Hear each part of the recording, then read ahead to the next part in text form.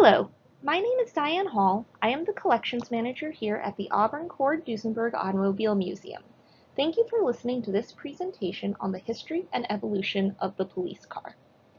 Ranging from the very first police automobile patrol wagon in 1899 to the cars being used today, the history of the police car is vast and ever-growing. The makes, models, designs, and features of police vehicles over the years are innumerable and too expansive to cover in just one presentation.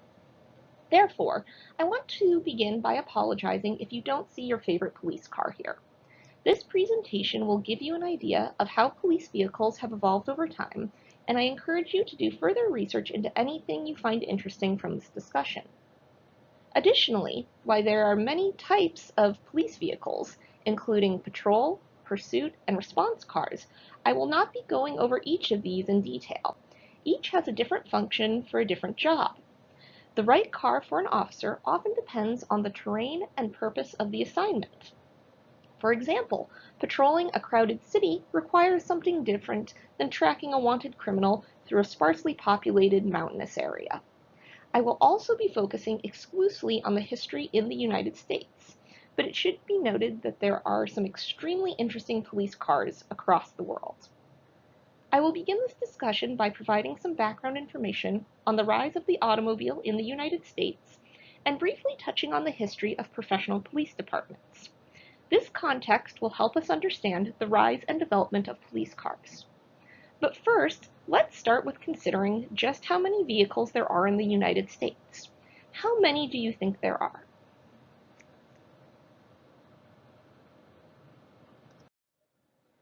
As of 2019, there were 276 million vehicles registered in the United States. However, that figure includes passenger cars, motorcycles, trucks, buses, and other vehicles. This is still useful for getting a sense of how many automobiles are on the road. The chart you see here shows the number of vehicles in the United States per 1,000 people from 1900 to 2015. This gives us a good idea of the great increase in their numbers over time. There's no denying that the United States has a strong car culture. It therefore makes sense that as more of the general public became automobile owners, police departments across the country would come to rely on them also as an extremely useful tool. Take a few moments to look at how much the number of automobiles in the United States has grown over time.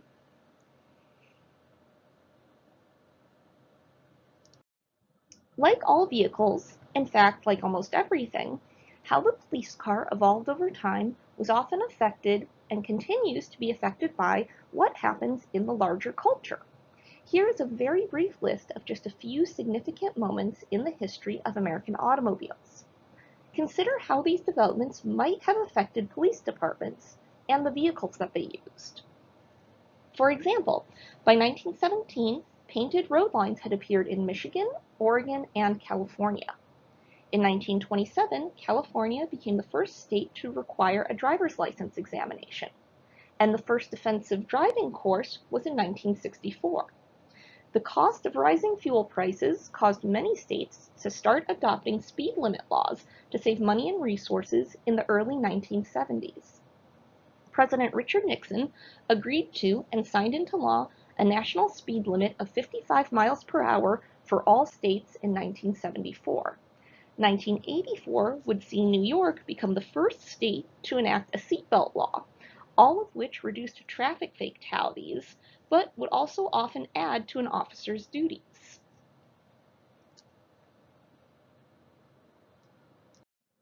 What might be called police before the time of the first organized official departments were for the most part very informal. Many towns had a night watch. In this system, volunteers would guard the town on certain days and more or less make sure their friends didn't get into trouble for things like gambling or public drunkenness. Sleeping and drinking on duty were common. Because of this, those associated with this duty often had a poor reputation. Historian Gary Potter notes that early police officers, quote, didn't want to wear badges because these guys had bad reputations to begin with. They didn't want to be identified as people that other people didn't like, end quote. It's unsurprising that the first police departments in the United States rose in some of the largest and oldest cities first. Boston would be the first in 1838, followed a few years later by New York City, then Albany and Chicago, followed by Cincinnati and New Orleans. By the 1880s, all major U.S. cities had a police force in place. The historical roots of police departments were not the same in all states. Each region's history and culture affected how police departments form. In southern states, for example, police departments grew out of forces originally used to maintain the slavery system. In particular, the slave patrols, who helped keep the system of slavery firmly in place by chasing, capturing, and returning slaves who had escaped to slave owners, and through providing fear and intimidation to deter slaves from revolting or seeking freedom. A consequence of this link between slave patrols and Southern police departments was that after the Civil War, despite the end of slavery, these organizations were often focused on controlling freed slaves. This brings us to the 1880s. As mentioned earlier, by this time, all major U.S. cities had a police force. Police departments, the oldest of which being less than 70 years old, began embracing this new technology, the automobile. There were still far more horse-drawn wagons and carriages than automobiles, and many were skeptical about this newfangled device, fearing the long-term effects of such an advancement. This hesitation by some did not stop progress from going forward. The very first police automobile, pictured here, was built and was in use in 1899. Can you guess which police department it belonged to? Akron, Ohio. The first police car was designed by Frank Loomis, a city electrician. Perhaps that is why it was not gas-powered, but electric. However, we will see in the next slide that electric cars were very common in this early era. It was built by the Collins Buggy Company. It weighed 5,500 pounds and cost $2,400, which is about $65,000 today, or a 2021 Mercedes-Benz E-Class Coupe. It had a top speed of 18 miles per hour. Its first driver, Lewis Muller, an Akron police officer, got about 30 miles before the battery needed to be recharged. This first police automobile got off to a rocky start. Less than a year after its debut, a riot broke out in Akron. The riot started after an attack on a white 6-year-old girl. An African-American man named Lewis Peck was arrested for the attack. A mob formed at the police station and grew quickly in size and violence. Described by some as the worst riot in Ohio history, the mob, among other destruction, burned down City Hall, and the police wagon was stolen and dumped into a canal. The chief of police allegedly fled the city as chaos raged. The police wagon was recovered with damages totaling around $2,000, which would be around $63,000 today.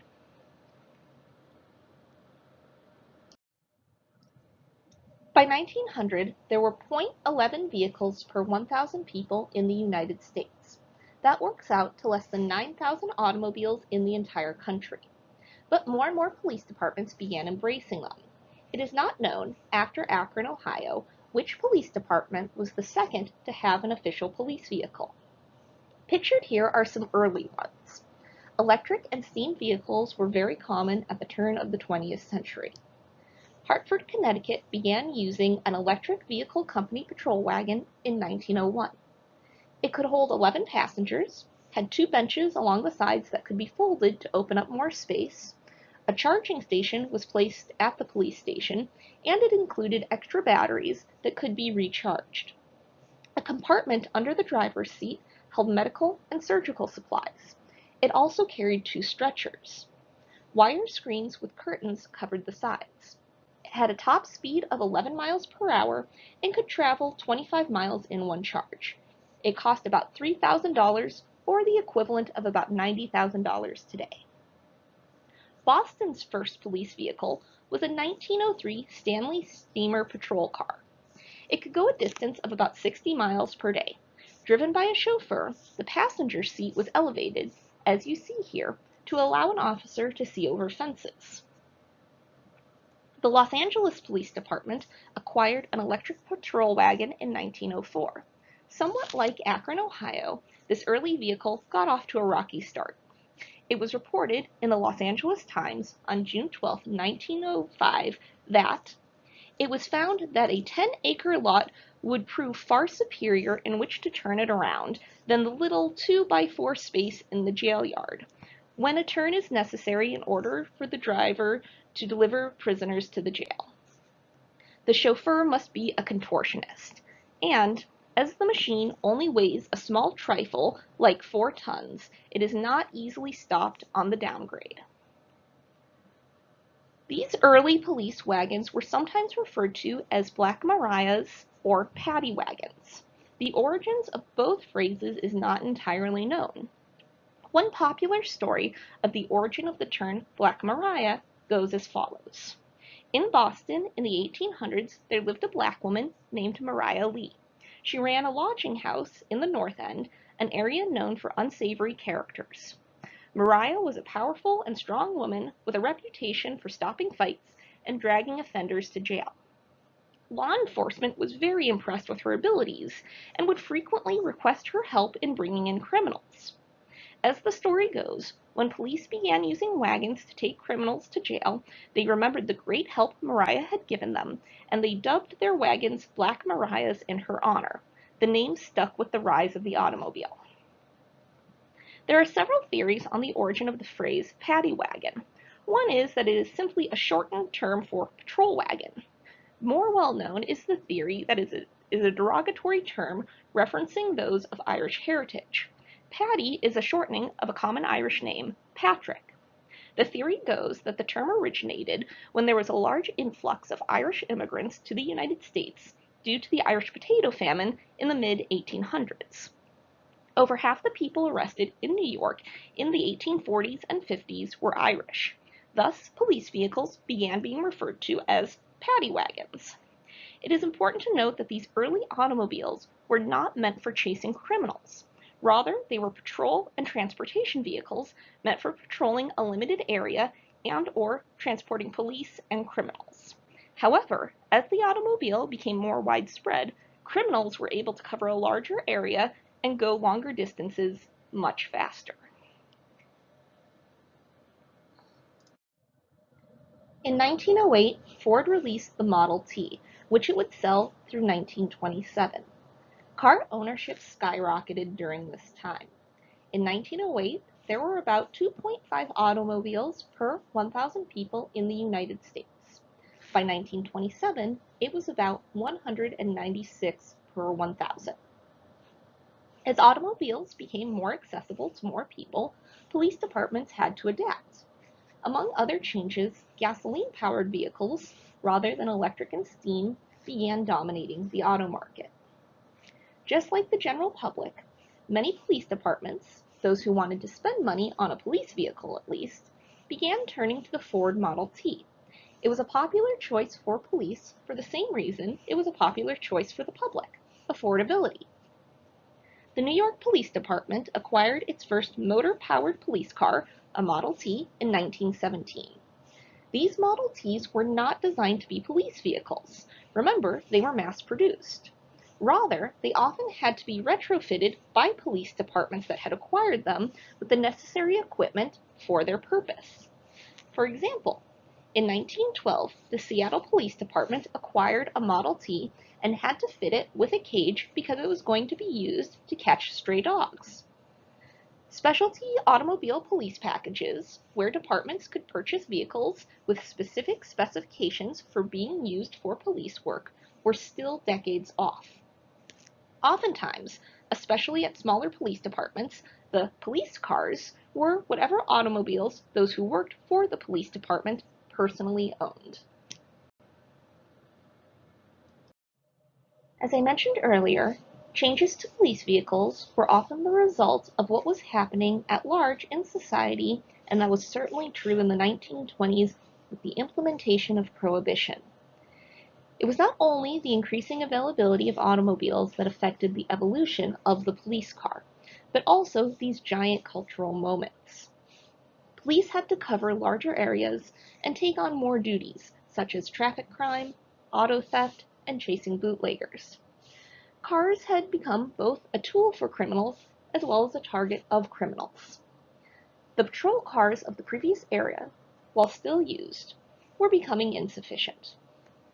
Ford continued to be very popular for both the public and police departments, and a major technological breakthrough in this decade helped officers cover more territory more effectively: the radio. In 1922, the Detroit Police Department became the first to try installing radios in patrol cars. The idea of using radios for police work quickly began spreading to other police departments. Here you can see an image of the Cleveland Police Department in 1925 with 3 officers in a car wearing headsets. The first radio systems in police cars were one-way. The cars could receive signals, but could not send them. There were also many problems with these first radios that, more often than not, made them impractical. For example, the delicate equipment could often be jarred and made inoperable by bumpy roads. Radio signals would often fade out among tall buildings, and some police officers would retune their radios to listen to other stations, especially sports broadcasts. These first systems were so unreliable that the Detroit Police Department abandoned their use in 1927. Luckily, 2 Detroit police officers rose to the occasion. Kenneth Cox and Robert Batts were able to develop a much more reliable design, and the Detroit Police Department reinstated radio use in 1928. A little over a year later, more than 15,000 messages had been transmitted, aiding in around 800 arrests. It cannot be understated how important this development was for police cars. As we will see, police cars are often not that dissimilar from automobiles owned by the general public. The greatest strength officers have is often their ability to communicate and coordinate with each other.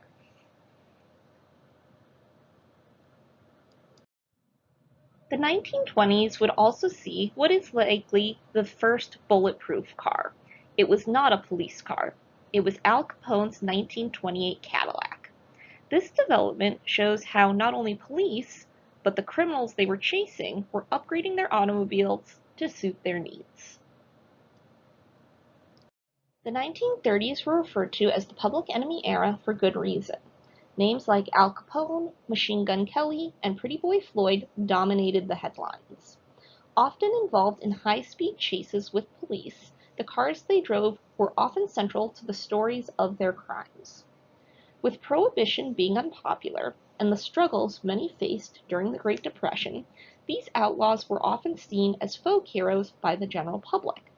Speed and reliability were the main concerns for both criminals and police. Both aspects were met in 1932 when Ford introduced the Ford Flathead V8 in its Model B. It was the first mass-marketed V8 car. Like its predecessor, it became a staple for police departments. If a criminal had one of these automobiles and the police did not, they could often outrun the authorities. Favored by Babyface Nelson, John Dillinger, and Bonnie and Clyde, the car would forever be linked to the golden era of the gangster. But Ford was not the only choice for police departments. There was also Plymouth and Chevrolet. For example, seeing the increase in gunfights between police and criminals, Plymouth developed an armored plated car in 1933, which you see here.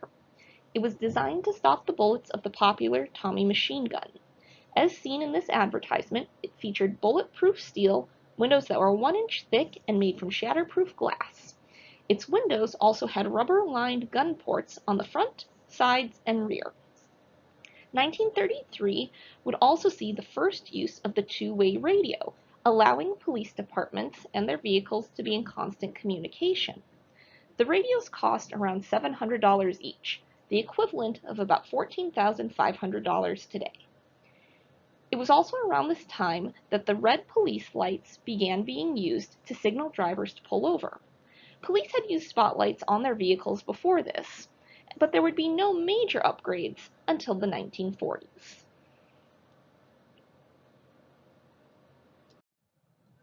The 1940s brought 2 important improvements to police automobiles.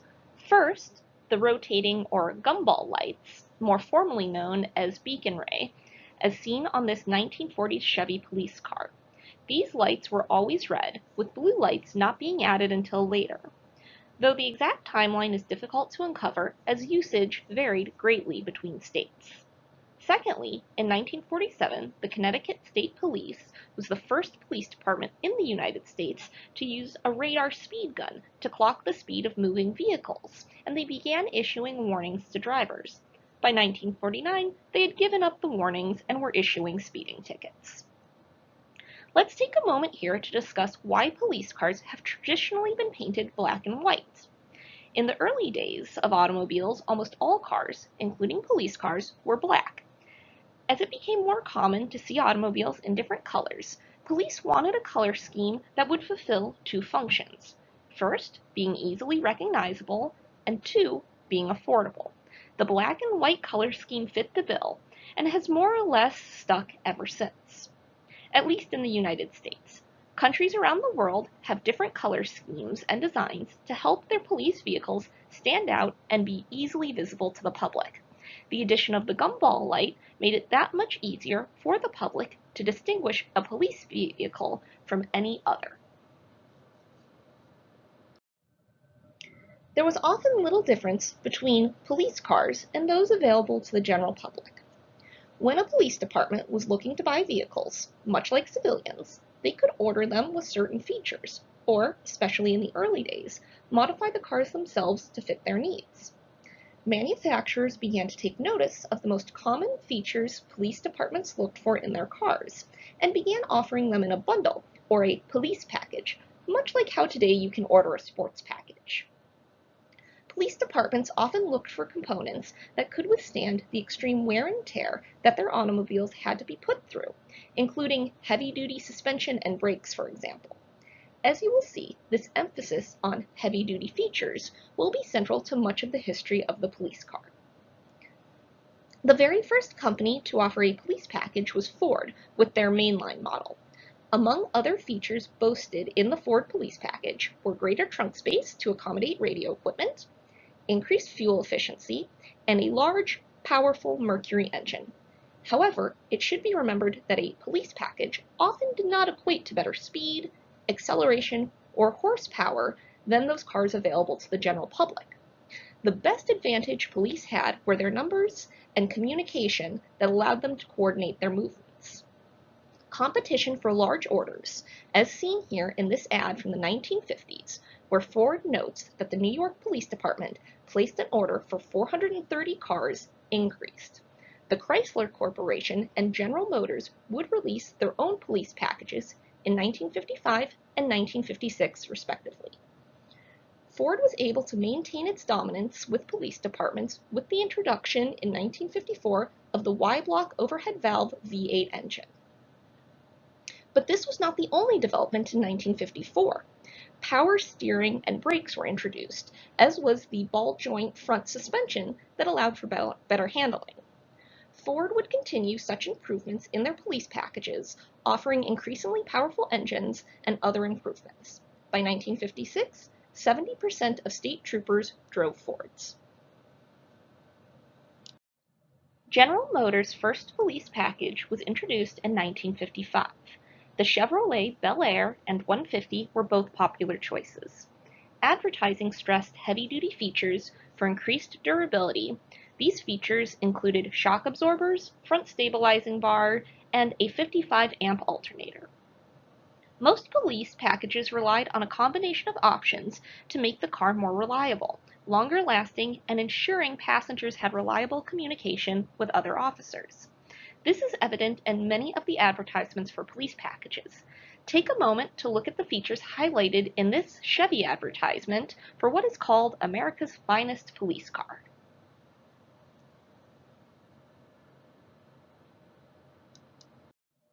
The Chrysler Corporation introduced its first police car package in 1956 with the Dodge Coronet 230 Pursuit. Like other police packages, the focus was on heavy-duty, durable features. This included heavy-duty brakes, tires, reinforced wheels, a heavy-duty seat frame and upholstery, stain-resistant floor mats, and much, much more. That same year, the California Highway Patrol conducted a performance test between several different makes and models to determine which would be the best for their use. As a result of the test, the California Highway Patrol purchased 400 Dodge Pursuits. Despite such success, Ford would continue in its dominance of the police car market for many more years. If we had to pick 3 features that make a police car distinctive to the general public, arguably, those would be 1. The flashing lights, 2. The unique, easily recognizable color scheme, traditionally being black and white, and 3. The siren. We have already touched on the first 2, and in the 1960s, the third, the siren, would be updated.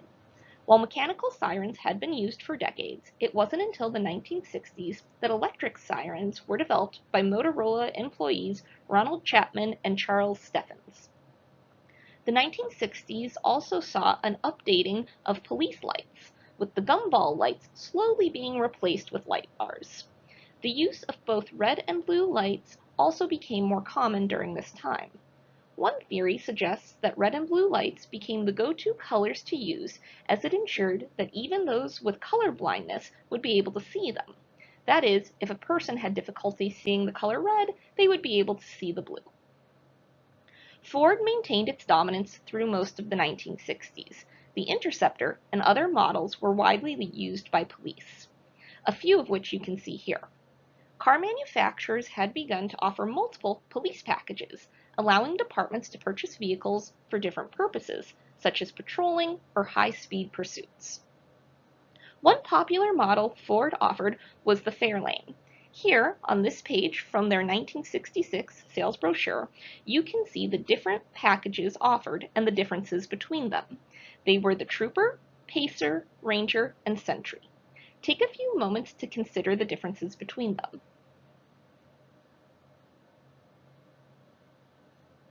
At the end of the decade, Ford would find itself in an unfamiliar position. They would drop from the #1 spot. Dodge continued to be a popular alternative to Ford for police departments. Several state highway patrols used Dodge. The California Highway Patrol, for example, continued to favor Dodge, and of particular note was the 1969 Dodge Polara, 1,500 of which were purchased by the California Highway Patrol.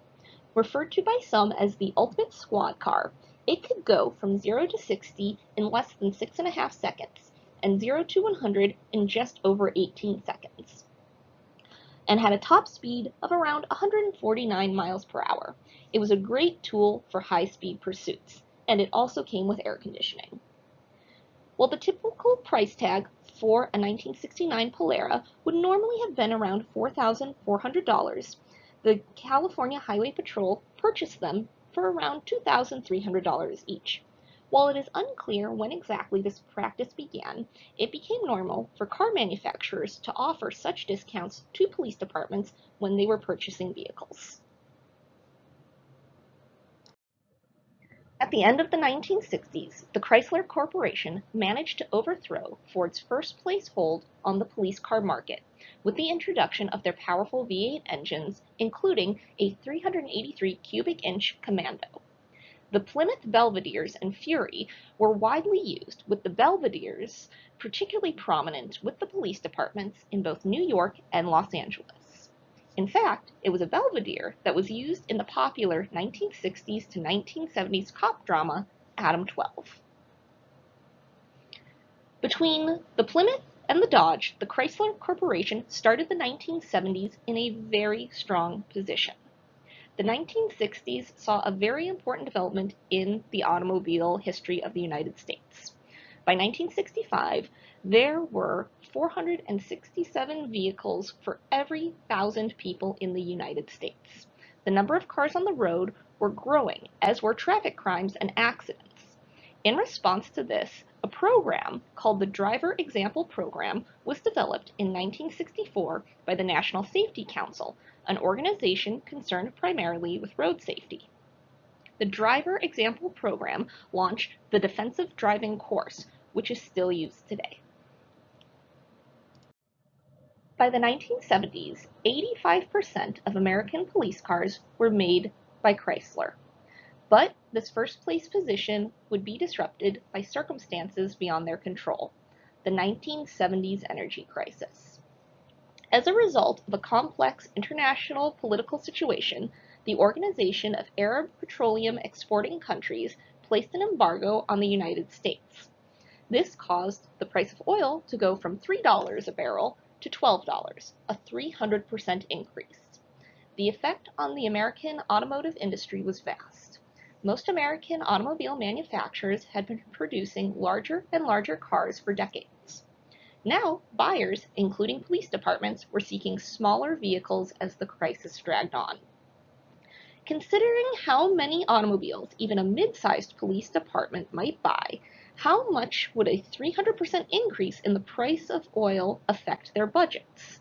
Consider this.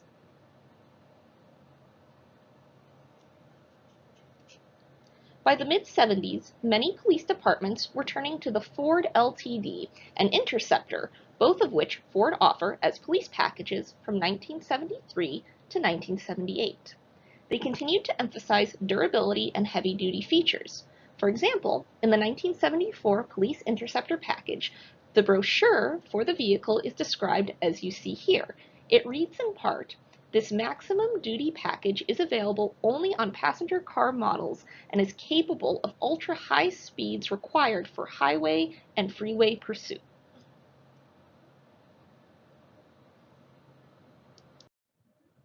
General Motors, not to be outdone, came up with a vehicle to meet the unique challenges of the 1970s, an automobile that has been called the ultimate police car, the Chevrolet Nova C91. It was a compact car, very appealing during an energy crisis, which was offered from 1975 to 1979. The C91 was the code that Chevrolet began using to reference automobiles intended for police work. The Nova C91s were intended as patrol cars rather than pursuit vehicles, but they did have 170 horsepower and could do 0 to 60 in 8.5 seconds. And, not to beat a dead horse, but you will see from this page from the sales brochure for the Chevy police vehicles from 1977 that heavy-duty features that could withstand the wear and tear of police work continued to be a big selling point. The Chevy Nova was particularly popular with California and Florida police departments. The Nova was not the only police vehicle offered by General Motors. There was also the Chevrolet Impalas, Chevelles, and Caprices, all of which were offered through the 1970s to meet the needs for most police departments to switch to smaller vehicles. Chrysler also stepped up their game in this era of smaller is better with the Dodge Monaco. While this model had been offered since 1965, in 1974 it saw it scaled down to meet the needs facing the public and the police in light of the ongoing energy crisis. It became a popular choice for police departments through the rest of the 1970s and was used by state police in many areas, including Texas, Wisconsin, and Arizona. It was so iconic that a 1974 Dodge Monaco was used as the police car in the 1980s classic, The Blues Brothers. The specs that Dan Aykroyd's character, Elwood Blues, famously rattles off, and which are quoted here, are in fact accurate to the 1974 Dodge Monaco. By 1975, with no end in sight for the energy crisis, Congress implemented the Corporate Average Fuel Economy Act, which sets standards for fuel economy on new vehicles, including police vehicles. In 1978, Congress passed the Energy Tax Act. This included what was called the gas guzzlers tax for passenger cars. For example, in 1980, for fuel efficiency below 13 miles per gallon, the tax was about $550, $200 for a range of 14 to 15 miles per gallon.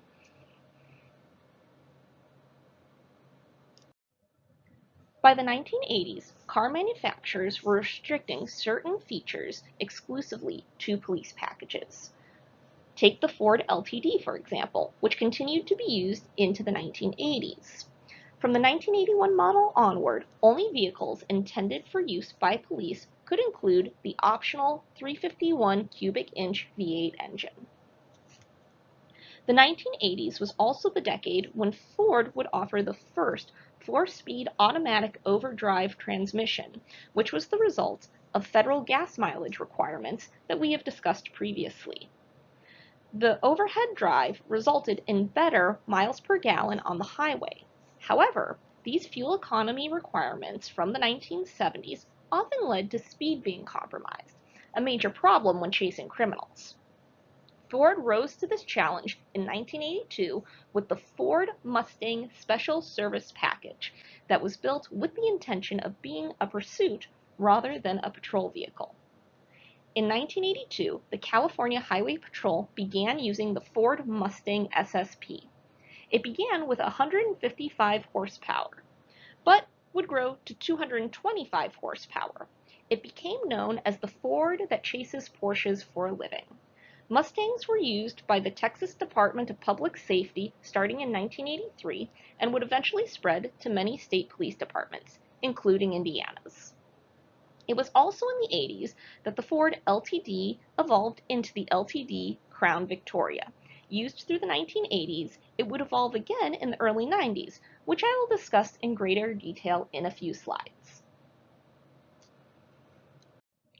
Over at the Chrysler Corporation, they began producing what would become one of the most common police cars of the 1980s, the Dodge Diplomat, which was produced from 1980 to 1989.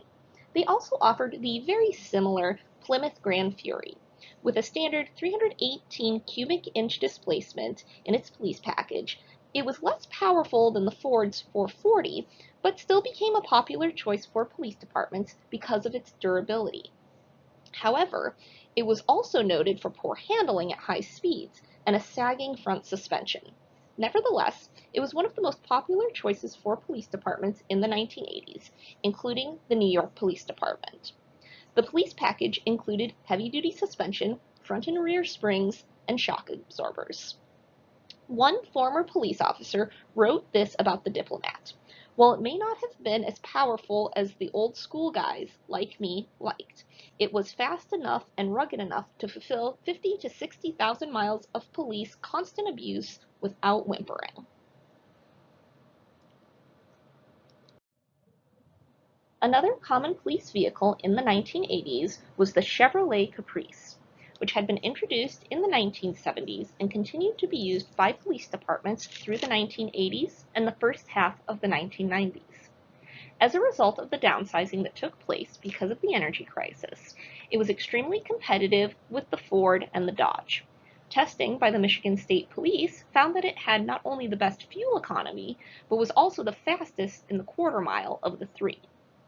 The 1986 model was found to have a top speed of 117 miles per hour, and it could go 0 to 100 in just under 38 seconds. This would go up to 122 miles per hour and just over 29 seconds in the 1989 model. This was also the first decade that computers were added to police vehicles. Called mobile digital terminals, they could access the police agency's computer system for information on things like stolen vehicles and wanted persons. Much like when radios were first used in police cars, this advancement greatly helped police in their duties, but these first computers presented a few challenges. For example, vehicles at this time were not pre-wired for this technology. Rather, individual vehicles were wired on a case-by-case basis.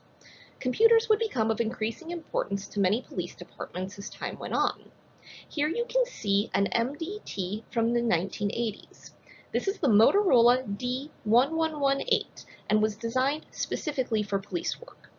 The keyboard is a standard QWERTY, and it includes many different function buttons, including the EMR key in the bottom corner that could be used for emergencies. When pressed, it would send a distress signal. A raised edge was placed around it so that the key could not be hit accidentally. No history of the police car can be complete without mentioning this next vehicle. Starting in the early 1990s, the Ford Crown Victoria would become, by far, the most common police car in the United States. The first model year was 1992. It would become so common as to be almost synonymous with the term police car. Its final model year would be 2012. Ford would also continue to offer police packages in other models, including the Mustang and the Taurus. The Crown Victoria was offered in 3 different police packages: Highway Patrol, City Police, and Unmarked Police. There were several reasons why the Crown Victoria rose to become the most ubiquitous police car in the country.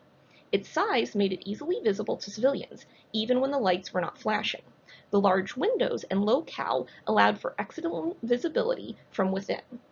The large interior and trunk space provided ample space for equipment, and the front seats were specifically designed to accommodate an officer's utility belt, but most importantly, it was very cheap to repair.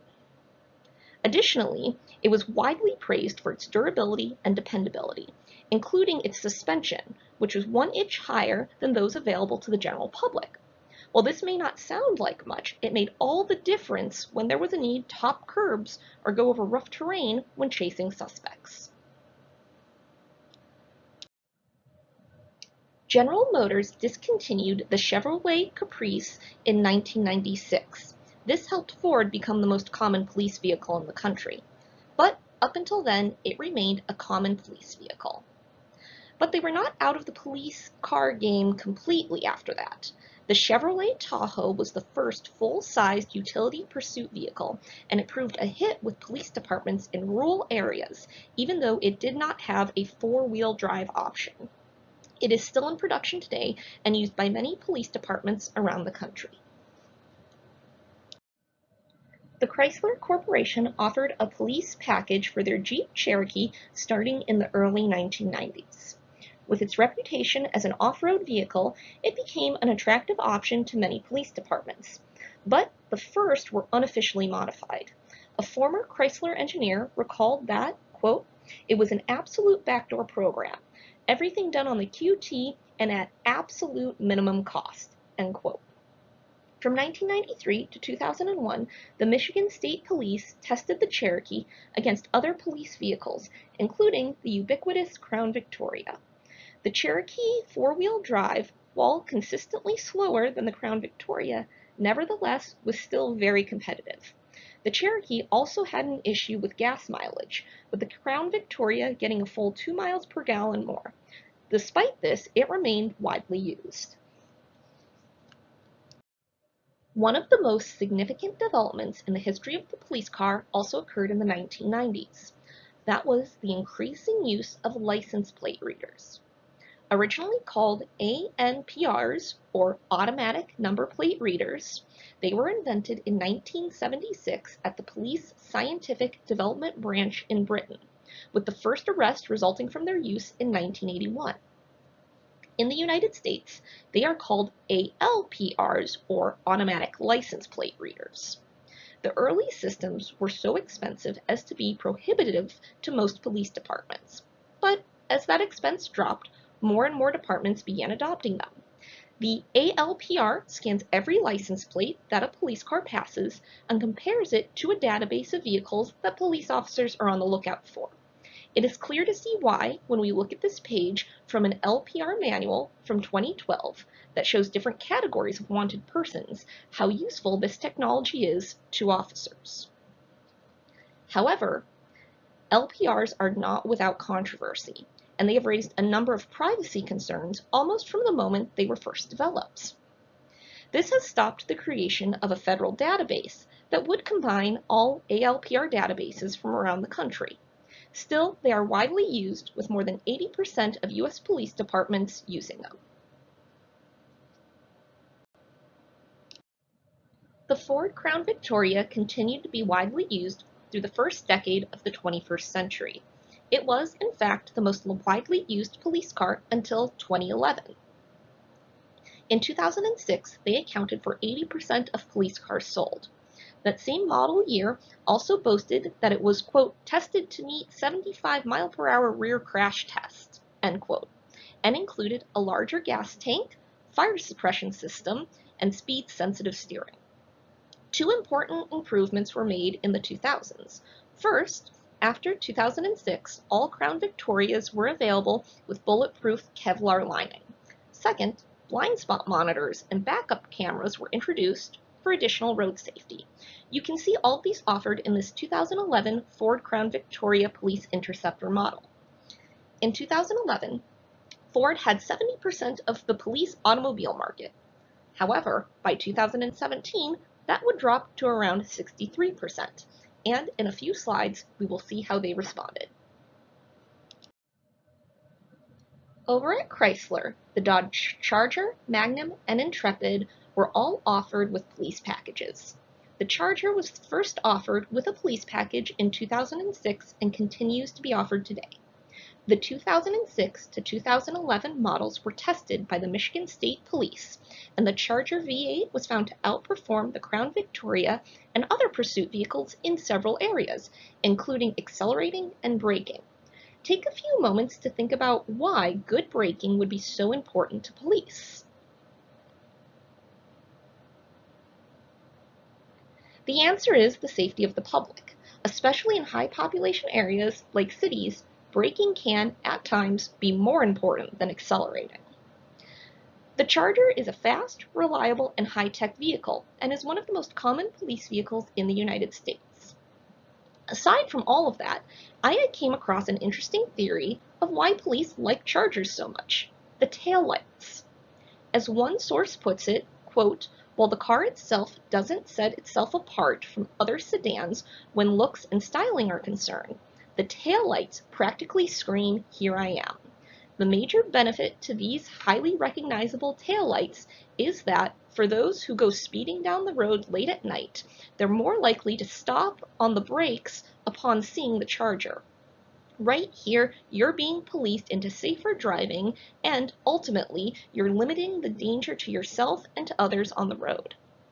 As we have talked about before, the visibility and recognizability of police vehicles are very important, so this would make some logical sense to me. General Motors brought back the Chevrolet Impala, which it had discontinued in 1985 in 2000, and it continued to be offered through 2016. The Impala had also been used through the majority of the 1970s. General Motors continued to offer the Tahoe, which had remained popular with police departments that faced difficult terrain in their duties. The Impala came with a serve mode. This was short for either survival or surveillance.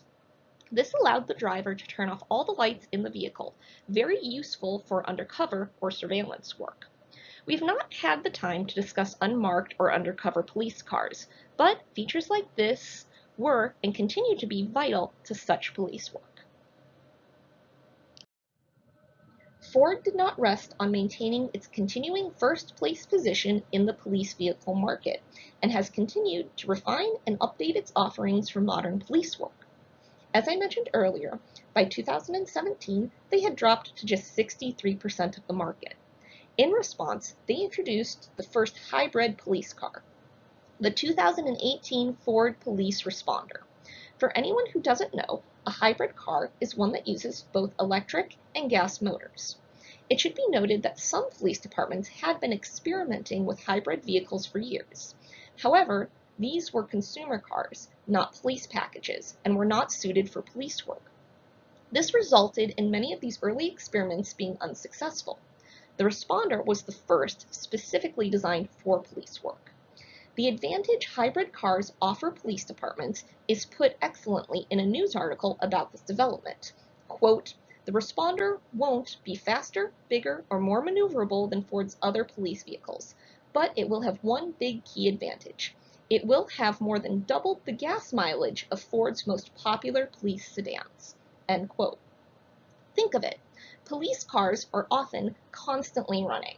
Being able to improve gas mileage is an extremely attractive feature when you think of how much gas police departments go through. While they have not overtaken traditional vehicles, they are becoming increasingly common. For example, the New York Police Department has around 20,000 vehicles. Of those, around 1,800 are hybrids.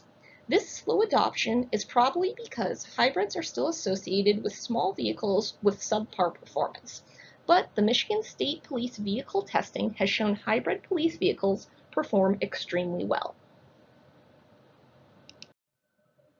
Here you can see just a few of the results from the Michigan State Police vehicle testing. The first chart is from 2018 and shows the acceleration results for the first Ford Police hybrid car. The second chart shows results from testing conducted for model year 2021. Along with accelerating, the Michigan State Police also conducted brake testing.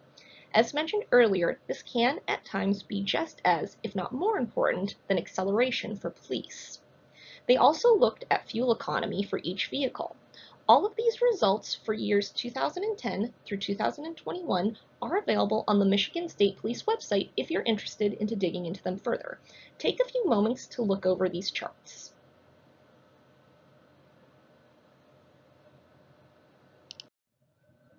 Aside from hybrids coming into use, there have been many advancements in the technology and design of modern police vehicles. One article on this topic that was published in March of 2020 lists many of these upgrades, and I want to go over just a few. First, the wraparound push bar. These are what you often see on the front of police cars that allow them to be used as battering rams if needed. Molded passenger seats and reverse-operated seat belts. These keep prisoners more comfortable during transport. As noted by several sources, a comfortable person is a more compliant person. Thus, these features help keep both prisoner and officer safe. New high-tech lights. While we are all used to the flashing red and blue, now lights can flash in different patterns and colors. And, what I found most interesting, the GPS dart gun. This allows police to shoot a GPS tracking device at a fleeing vehicle. This way, instead of risking a high-speed chase or potentially getting involved in a situation without enough backup, police can now let a fleeing vehicle go and find it later, while reducing the risk to both themselves and the public. Additionally, some police vehicles now come with drone-equipped trunks, as you can see here. Additionally, today's police cars also have what is called a run-lock system. This allows the vehicle to keep running after the keys are taken out of the ignition. To prevent theft, this system will shut off the engine if someone tries to shift out of park without performing certain tasks first. What might the next evolution of the police car look like? What features might be added?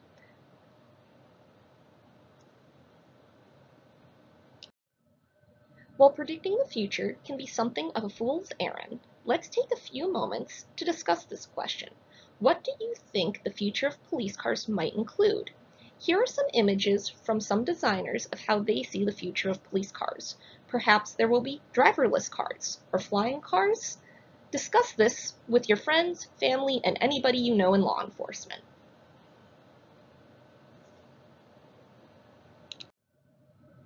From the first police automobile patrol wagon used in Akron, Ohio, to the GPS dart-shooting, drone-equipped vehicles of today, police vehicles have gone through an astonishing evolution over their 120-year-plus history. From its early history, where vehicles were often exactly the same as civilian vehicles, to the advancing technology of today, police cars continue to change based on the needs of officers and in response to the wider culture. While we have not been able to go over every police vehicle in the United States, or every feature police vehicles have, I hope this presentation has given you an idea of the amazing transformation they have gone through and given you some thought on what the future of these machines might hold. Thank you for listening to this presentation on the history and evolution of the police car. Please follow the museum on Facebook or check out our website for the latest on our upcoming events and offerings, including our monthly Curatorial Spotlight presentations. I hope you will be able to join us at the museum soon.